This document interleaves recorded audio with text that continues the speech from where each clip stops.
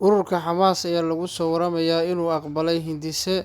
uu soo jeediyay ergeyga gaarka ah ee Mareykanka Steve Witkoff, kaas oo ku saabsan xabad joojin 70 maalmood oo ka dhacda Gaza.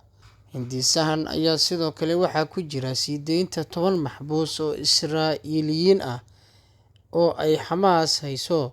kuwaas oo lagu sii deynayo 2 qaybood, iyadoo la filayo in Israa'iil ay si tartiib tartiib ah uga baxdo qaybo ka mid ah Gaza, isla markaana ay sii deyso boqolaal maxaabiis Falastiiniyiin ah, iyaduna ay ku jiraan kuwa xukunkoodu dheer yahay. Si kastaba ha ahaatee, Israa'iil ayaa diiday hindisahan, iyadoona sheegtay in aysan jirin dowlad mas'uul ah oo aqbali karta heshiiska noocan oo kale. Madaxweyne Donald Trump ayaa sheegay in uu rajo wanaagsan ka qabo wadahadallada socda, isagoona xusay in Mareykanku uu doonayo inuu arko dagaalka oo istaaga sida ugu dhaqsiyaha badan. Ilo-wareedyada ayaa u sheegay kanaalka Al Aqsa in ururka Xamaas uu oggolaaday hindisaha uu soo jeediyay ergeyga gaarka ah ee Mareykanka Steve, kaas oo diiradda saaraya joojinta dagaalka joogtada ah ee Gaza.